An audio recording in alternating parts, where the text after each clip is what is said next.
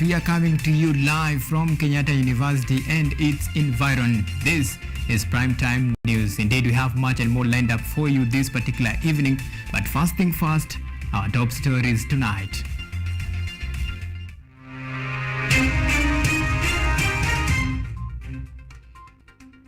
Tonight, curtain closed today on the anti-government protest as Azimio la Umoja demonstration entered the third and final day this week. Don't target my family. Retired President Uhuru Kenyatta fire warning to government as detective raid his son's house.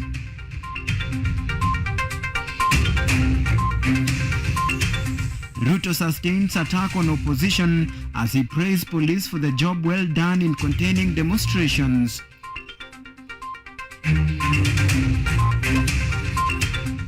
Plus, Kenyatta University held its 53rd graduation ceremony.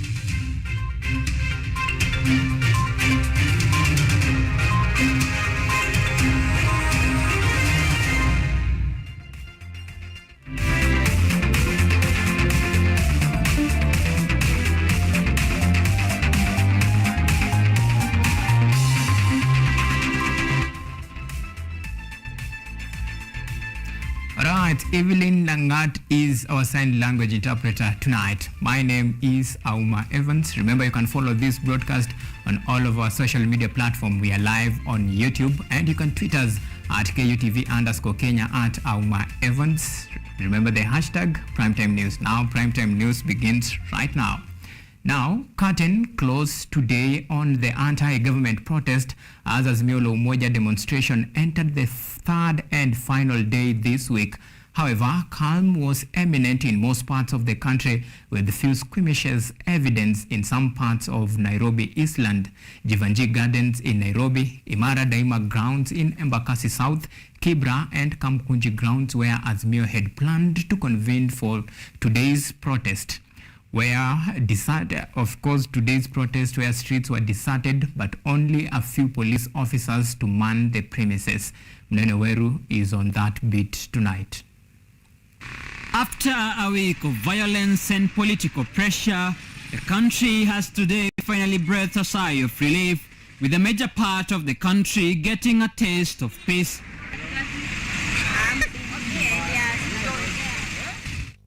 Azimio's itinerary today was to embark from Jivanjee Gardens in the CBD.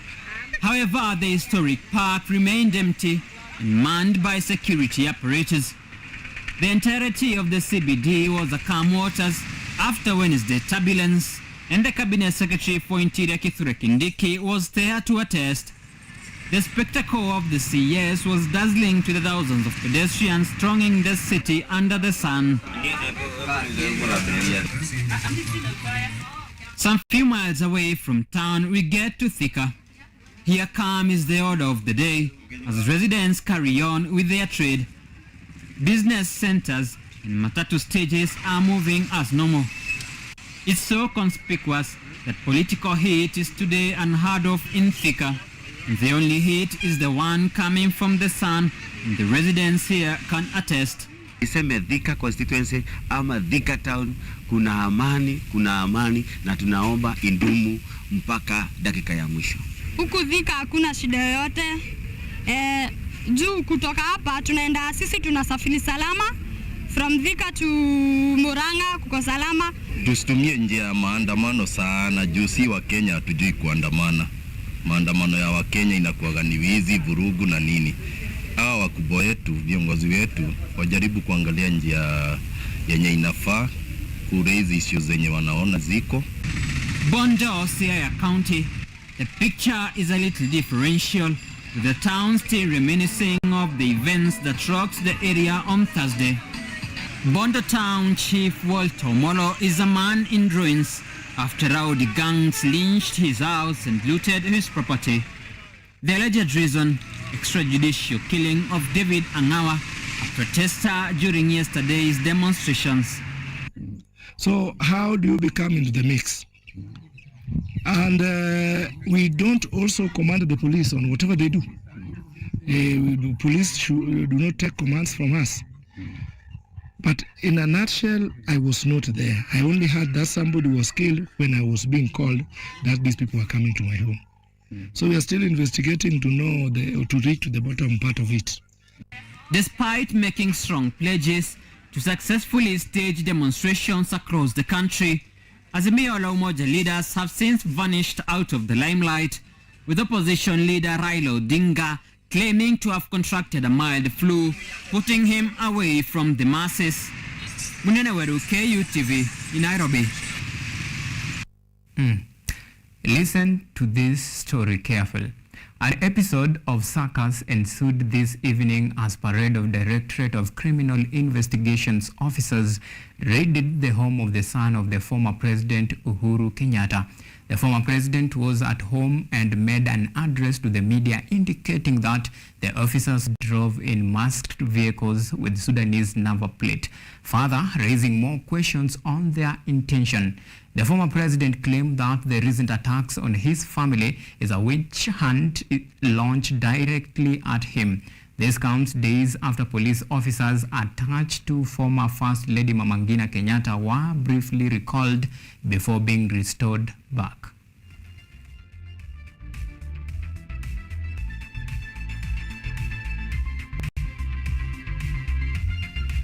Now to corridors of justice. Embakasi East Member of Parliament Babu Owino has been released on a cash bail of 100,000 shillings. The MP was arrested on Tuesday night at the Jomo Kenyatta International Airport, where he was later taken to Anguru Police Station in Mwea, Kirinyaga County, ahead of the Wednesday protest by the Azimio coalition. Together with 6 others, the Embakasi Member of Parliament was charged over ongoing anti-government protest called by the opposition. After being in police custody for 3 days, Embakasi East Member of Parliament Babu Owino has today been released on a cash bail of 100,000 shillings. The Member of Parliament appeared before Chief Magistrate Lucas Wanyima in the Milimani Court together with Calvin Okot Otieno alias Gaucho, Tom Odongo, Michael Otieno, Pascal Ouma, Kevin Wambo, and Willis Owino on charges related to the ongoing anti-government protests called by opposition. Delivering his ruling, Chief Magistrate Lucas Wanyima stated that he does not see a reason for not releasing the accused on bail or on bond. The accused were later released on 100,000 cash bail each or 200,000 shillings bond. Is the bail and bond terms, taking into consideration the nature of charge, presumption of innocence notwithstanding, I consider the following terms appropriate and reasonable.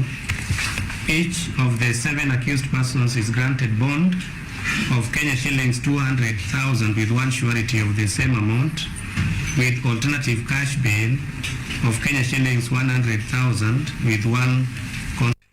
Babu Owino was arrested on Tuesday night at Jomo Kenyatta International Airport and was taken to Anguru Police Station in Kirinyaga County. On Thursday, he was transferred to Nairobi Area Traffic Police Headquarters after his family and lawyers stormed Anguru Police Station demanding his release. Jacob Okello, KUTV.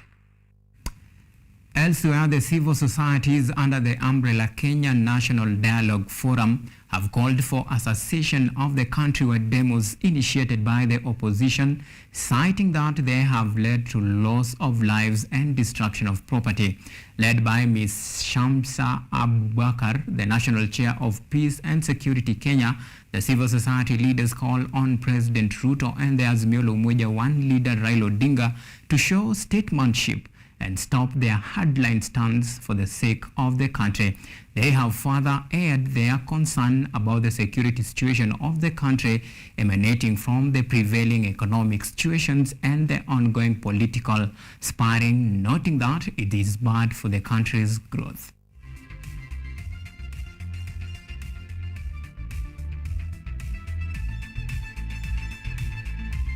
And government officials led by Deputy President Rigathi Gachagua have praised the police for maintaining peace during protest. Speaking at prize and giving ceremony in Mugoiri Girls and Muranga Boys High School, the Kenya Kwanza leaders further defended the police against the alleged use of excessive force during the protest. President William Ruto His deputy Rigathi Gachagua and other government officials today visited Murang'a County, where they attended the present Thanksgiving ceremonies in Mugoiri Girls and Murang'a Boys High School. The president promised to reduce the burden of the monthly National Health Insurance Fund contribution to low-income earners to 300 shillings, further promising to invest in the education sector by employing more teachers. Ile watu wa chini zaidi tutawapunguzia gharama ya NHIF kutoka shilingi 500 mnalipa saa hizi, tutateremsha ikuje 300 hapo, na tunapanga saa hizi na sisi. The head of state also added that election ended and whoever wants leadership should wait for the next elections. The deputy president acknowledged the police for containing the Azimio protests and further commented on the pressure of dialogue from religious leaders, citing that the objective of opposition is power sharing. Kimani Ichung'wah, Ndindi Nyoro, and Aaron Cheriot also anonymously praised the police department, proposing the commission to handle their request to simplify the process of increasing their salary. The leaders also defended the police against claims of using excessive force on protesters. Na wale ambao wanafikiria kuna time ya maandamano, I hope by now you have seen that huyu president sio wa kutisha. Na pia our security forces, police wetu, na washukuru sana for your patriotism, for your professionalism. Na mimi nataka kuuliza, ile task force ilikuwa formed ya kuangalia maslahi ya polisi wetu, waharakisha hiyo kazi, tuongeze polisi wetu mshahara kwa sababu wanafanya kazi mzuri ya kuprotect mali ya umma na kusimamisha maandamano.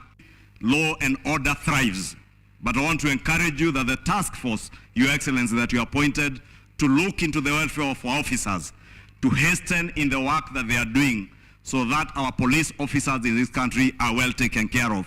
Well taken care of As this happens, the Azimio coalition continues to hold its stand on proceeding with the anti-government protest until the cost of living drops. Jacob Okello, KUTV. Right, now let's switch gears to education matters. Kenyatta University held its 53rd graduation ceremony today at the main campus along the Thika Superhighway. The event, which brought together dignitaries from across the country, saw about 3,385 students get honored with their degrees, diploma and certificates. While congratulating the graduates, Kenyatta University Chancellor Professor Benson Wairigi urged them to use the knowledge acquired to promote social economic growth in the country. It was also nice for students, parents and lecturers at the Kenyatta University main campus today as the renowned higher education institution held its 53rd graduation ceremony. The ceremony, which was held at the university's graduation square, saw about 3,385 students graduate with degrees, diplomas and certificates in different departments. The student representative Anne Aruba, while giving her speech, thanked the university for its dedication to provide the best services to prepare them for the job market. The rich experience of interacting with technology at Kenyatta University has come in handy in preparing us for the future. We are more digital, tech-savvy, and ready to join the working environment, ably equipped with requisite skills. She further added that they leave the university better than they came and ready to make a change in the society. A few years ago, we walked into Kenyatta University with dreams and aspirations. Today, we live with even bigger ambitions. We note with appreciation that all the relevant knowledge and skills valuable for our future endeavors have been instilled in us by our able academic mentors. Kenyatta University's Chancellor Dr. Benson Wairigi, while congratulating the graduates, encouraged them to embrace innovation and technology and upgrade their skills to better fit the current job market. I therefore urge you to use the knowledge you have gained from this institution for the socio-economic prosperity of our nation by promoting healthy, vibrant societies, reducing, if not eradicating, human suffering. In addition, the Chancellor also urged the graduates to also use the knowledge and skills learned to improve livelihoods around them, as well as the country's economy. You will also be expected to innovate and contribute towards technological advancement. Innovation and research are undoubtedly central to the growth process of any nation. In his remarks, the Vice Chancellor, Professor Paul Wenena, noted that due to financial strains, the university has had to cut down expenses while also making sure that the quality of education provided is not compromised. Mr. Chancellor, sir, let me now hasten to add that we have ensured that the austerity measures undertaken do not in any way compromise the quality of services that we offer to our diverse clientele, particularly our students. Representing the Cabinet Secretary for Education, Dr. Ezekiel Machogu, the Principal Secretary for Higher Education, Dr. Beatrice Inyangala, announced that the government is making efforts to improve the higher education sector. The government is implementing a new funding model for university students aimed at creating greater accessibility and equity. This model seeks to alleviate the financial burden on the students and promote inclusivity. The 53rd Kenyatta University graduation ceremony theme, Research and Innovation for Social and Economic Development, sought to encourage graduates to embrace research, technology and innovation, as the three are the key elements in today's job market. Ruth Wanjiru for KU TV. Right, it is 20 minutes past the hour. Time to give you a breather. And stay tuned, because when we come back, we'll be taking a look at other stories, including the land dispute in Kilifi. Stay tuned.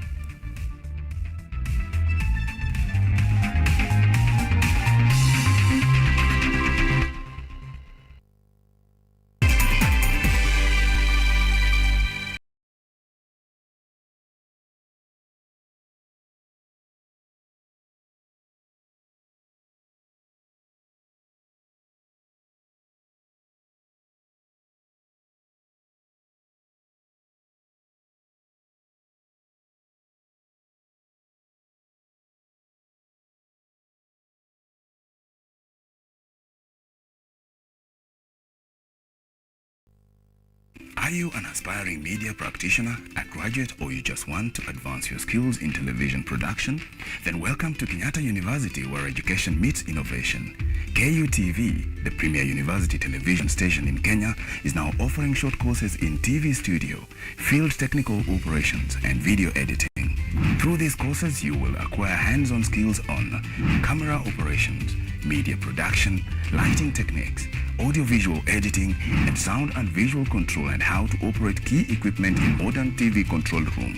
Enroll today at KUTV and discover your full potential in cutting-edge TV broadcasting. Graduates of these courses will receive professional certificates. For more information, visit our offices at KUTV Studios or call us on 020-870-4252 or 020-870-4255 or SMS us on 0739-110-544. KUTV, a new experience.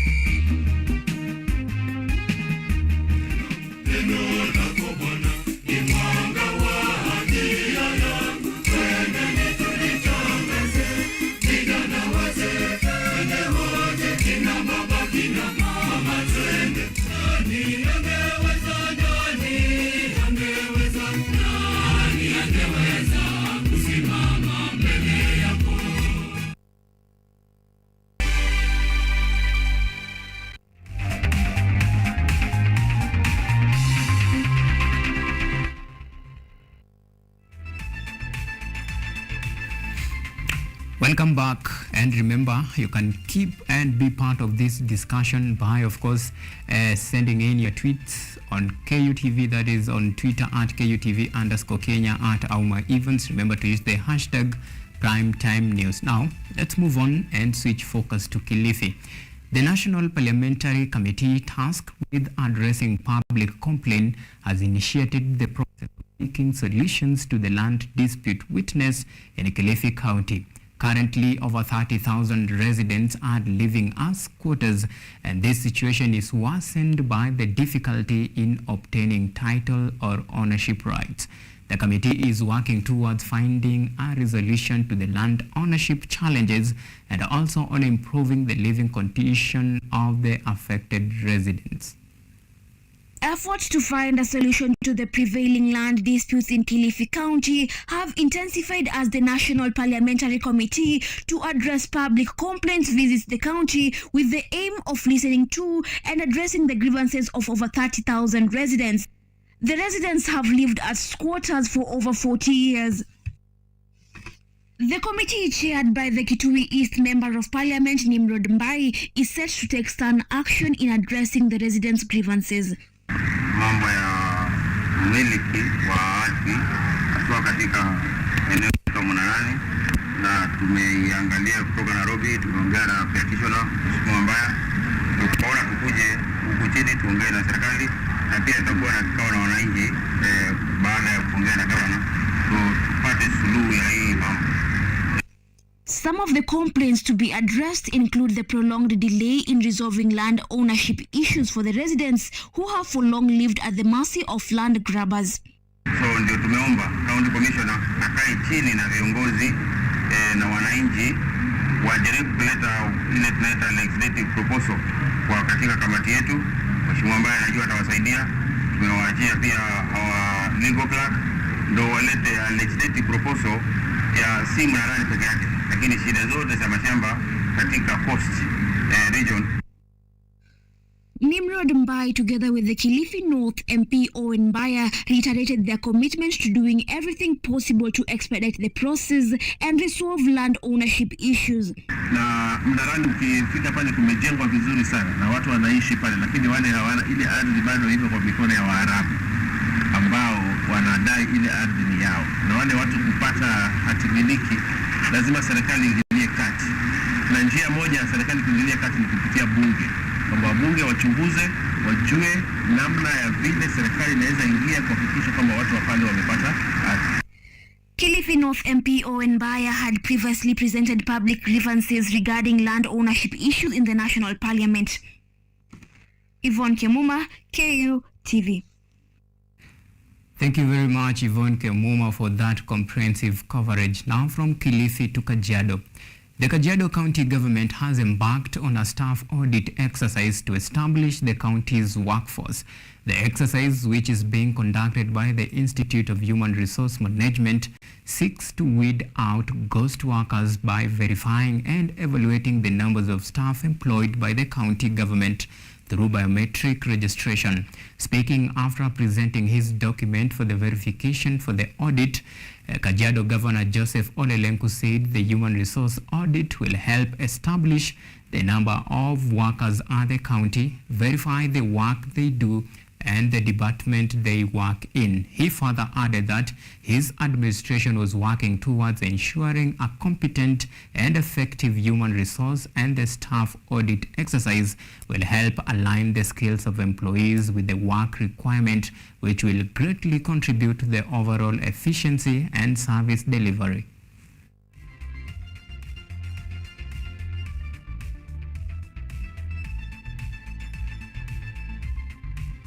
Now, in an effort to nurture emerging talent and celebrate existing culture, Victorian High School organized a cultural event today that brought together participants from various schools around the region. Students had the opportunity to showcase their talent through traditional songs, dances, fashion shows, and modern dances. Additionally, they also receive career guidance, which will help them explore their potential and make informed decisions about their future paths. Take a look. Today, Victorian High School has organized an event to nurture talents and celebrate diverse cultures in the country. The event, which brought together schools from Ruiru region, was aimed at promoting creativity and enhancing cultural appreciation. The guest speaker, Professor Gitau Kimani, a lecturer at Zetech University, emphasized the need to encourage every student to embrace their talents. He says that more opportunities will be created as the youth are directed to focus on their talent. Now you see, every century has its own opportunities. The opportunities of yesterday are not the opportunities of today. And we as parents, as we talk to our children, we are only facilitators. We may not be able to know the solutions and opportunities that are there today, but we can guide them, we can inspire them, we can show them how they can become someone important. And my word today is, at the end of the day, every hustle matters. Professor Gitau further notes that besides the existing university options, there is a diverse pool of career options yet to be tapped into and maximized. Young people, what you have before you are opportunity and chances that we the old have already enjoyed and perhaps you have lost. You now don't lose yours. Make sure that you get them and go out and succeed. Mr. Moses, a teacher at the Victorian High School, notes that such events are crucial for enabling talented students to grow and nurture their talents. Let's continue appreciating our cultures in Kenya and even outside the country. We can. This one brings together many people. The event served as a platform for students to embrace and appreciate the cultural heritage while fostering their creative abilities and career aspirations. Yvonne Kemuma, KU TV. Now from talent to climate. Close to 100 exhibitors showed up at the ACK Embu Show, which resumed after 3 years since the COVID-19 break. The chairman, Eastern Region Agricultural Show of Kenya, Dr. John Mukunde, observed that this year's theme is promoting climate-smart agriculture and trade initiative for sustainable economic development. Kadari Chari with more details. At the ASK Embu Show, Dr. John Mukundi, the chairman, Eastern Region Agricultural Show of Kenya, ASK, noted that they have engaged schools through young farmers and 4K clubs as a way of encouraging the youths and upcoming farmers to engage in climate-smart agriculture to increase production. Watu wengi sana wanaweza njifundisha mbinu za kisasa ambazo wanaweza jiingiza kwazo ili waweze aswa kuinua indandi ya mapato yao katika kilimo. Among exhibitors promoting initiatives to curb climate change is home biogas, which discourages residents from cutting down trees for charcoal and is safe to use at home as compared to LPG gases. A researcher, Catherine Jerry from Calro, encouraged farmers to practice conservation farming, whose emphasis is to have little soil disturbance while encouraging them to do soil testing. She further noted that after the soil testing, Calro extension officers will guide the farmers on the best seed varieties and best farming practices. Our activity number one is to have our soil tested, and for every soil that is tested, there is always a recommendation to tell us what is within your soil and the remedies that you are supposed to do to correct the problem. Lucy Chege from the KTDA Foundation noted that they are encouraging farmers to plant trees in their tea farms while also urging them to use improved geckos that are environmentally friendly. She said KTDA is also training farmers on diversification to sustainable growth in their businesses. Kadari Chari reporting for KU. A dentist in Mombasa County has developed a garbage collection app that helps collect, reduce garbage disposal in the county. According to Taba Hatimi, the founder, the app can be used to report and locate low-cost garbage dumped illegally. Take a look. Old Town in Mombasa, Kenya. And as old as these streets are, the drainage and garbage collection system are just as ancient. But that might be changing thanks to these garbage collection points. This cart pulls up outside Sidaswali's door. I get from the ceremonies, any ceremonies or outside, which I see a good plastic or bad plastic, I get it. If I have that hard plastic, which is not used anymore, I collect them. The sacks are then taken to a small collection point where they are sorted and weighed. Swale then receives a small cash incentive for a job well done. Most women take their plastic to Baustaka because we benefit from them, which we buy their food. Taiba Hatmi is the brain behind this drive. A dentist by training, she is the co-founder of the garbage collection app known as Baustaka. The main feature of the Baustaka app is the plastic segregation and trading. You segregate, you accumulate points that can be redeemed for health services, because from low-income communities, the major challenge is they don't have the funds to pay for outpatient services. The app can also help locals report and stop some low-cost garbage collection services that illegally dump garbage in alleys across Mombasa County. Rahim Watsahu is the Baustaka Community Marketing Officer. Another important feature of the Baustaka mobile application is that you are able to report illegal dumping. We want the community to take action by themselves. And Baustaka has been able to fill the gap, says Rahab Nderu of the Lotus Hotel. What Baustaka has done is it has been able to build that bridge so that we're actually having collectors, we're having community members, we're having companies be able to come together and actually manage the whole plastic waste pollution problem that we're having as Mombasa residents. Hatimi and others hope to give the coastal city its dignity back. My dream is to have the recycling infrastructure set up in Mombasa, to have a recycling plant, waste to energy set up in Mombasa, so that the waste can actually be changed into energy. A dream, but one step closer, thanks to the work of people like Taiba Hatmi. Saida Swale for VOA News, Mombasa, Kenya. All right, we are due for another short break here on KUTV Primetime News. Remember, when we come back, we'll be diving into sporting news. Don't stay too far.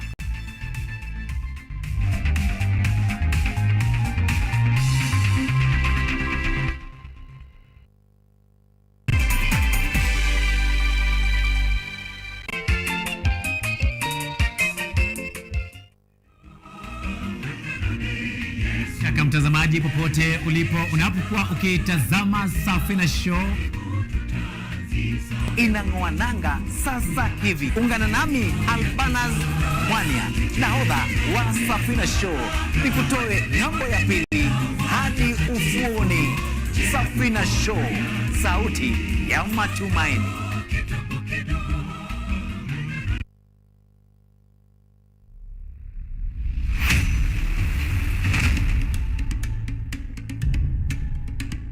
Kipindi hewani ni mitindo ya kipwani. Kama ilivyo kipindi hiki kinahusu nyimbo za taarab, chakacha, midwara, midundiko, bila kusahau mapishi.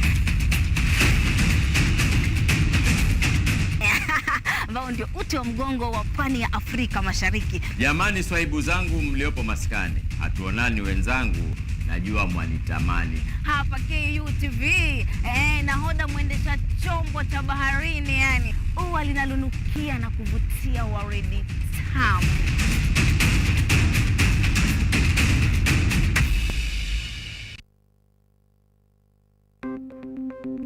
Maelfu na maelfu ya wahamiaji wakiwa na watoto kutoka nchi za Amerika ya Kati wanaendelea kuwasili kwenye mpaka kati ya Marekani na Mexico. But folks, I'm going. Thank you very, very much. I appreciate it. Thank you. Ni habari kutoka pembe zote duniani.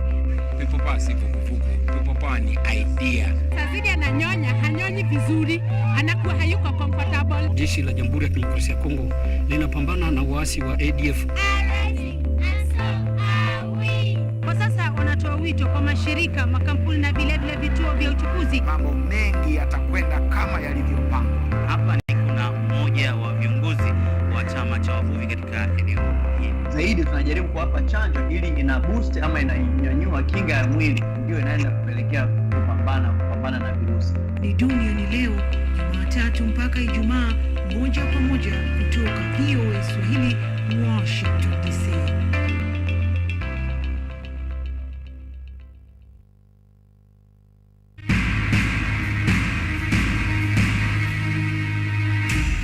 A loving husband and father Nothing is too good for my daughter.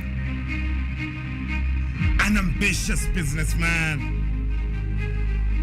with a dark secret. A girl with a whole life in front of her, plunging into a marriage that she did not choose with the wrong man. I'm not ready to marry Zema. But who is the right one? I love Nambi. A rock star, living the dream. But the babes keep chasing me, Egesa. It ain't easy being famous. Especially with so many glamorous women around. A woman hell-bent on revenge. He will pay. Seductive, dangerous. She is a predator. Everybody needs it. Everybody wants it. They will do anything to get it. Love and wealth.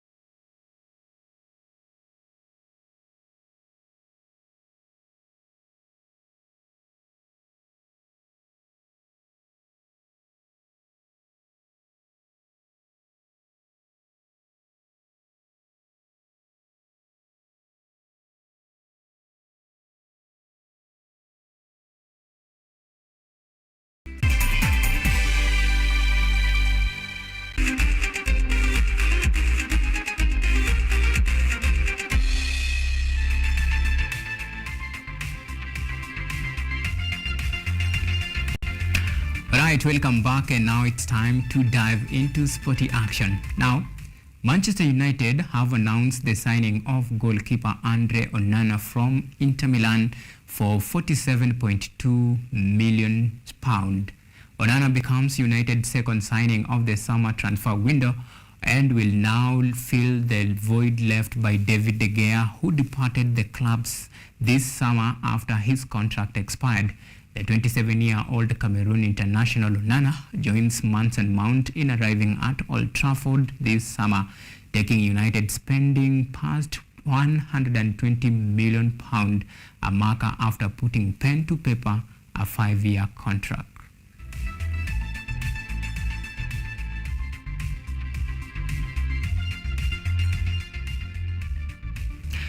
Now, female soccer players in Africa, much like those in the United States, are often paid less than their male counterparts.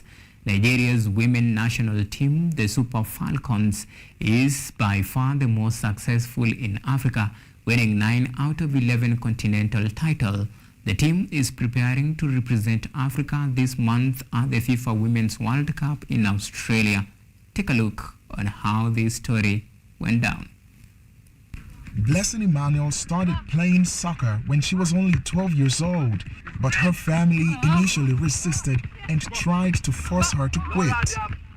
My dad was like, no, I don't think I want my daughter to be in the midst of boys, stuff like that. So I just had to convince them. And she did. In 2020, Emmanuel joined the Niger Rattles Football Club. And last year, she led Nigeria's under-17 national team to India, and the team won a bronze medal.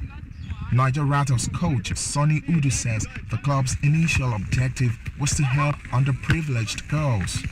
It's not every gay child that have the opportunity to come from a very good home.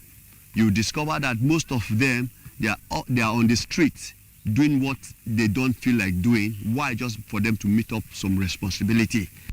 Women's soccer is increasingly popular in Africa, and Nigeria's national team, the Super Falcons, is among the most successful.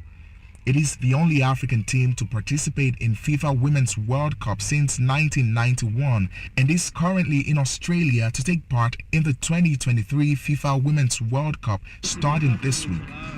Despite the success, female players say they are often poorly compensated compared to their male counterparts and have been demanding equal pay.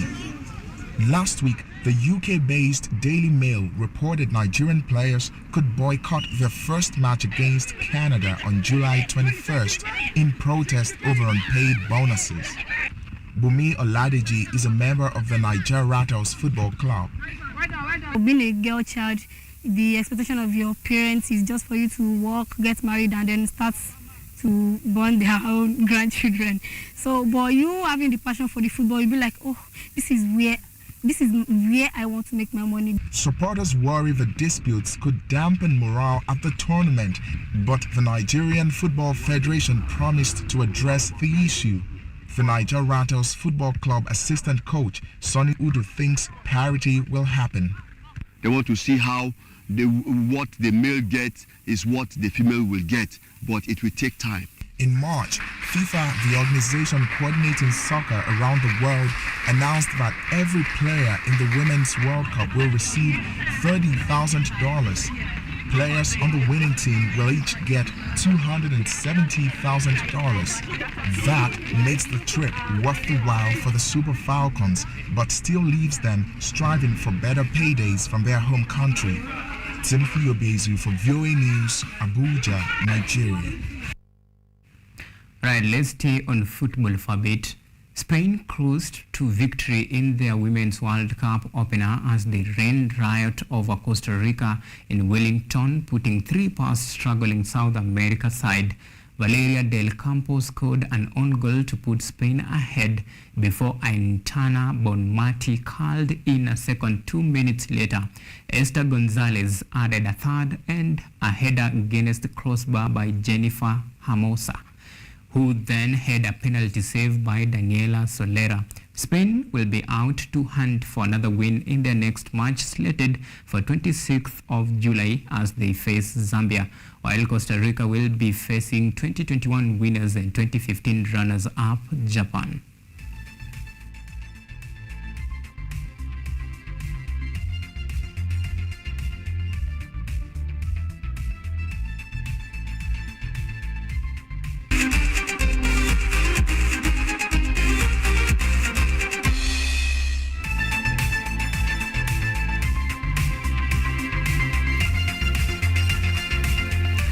Right, that is where we call it a night today. Thank you so much, of course, for tuning in and keeping us company for the last 14 minutes or so. My name is Auma Evans. My sign language interpreter tonight has been Evelyn Nangat. Well, we wish you all the best and a lovely night. Bye-bye for now.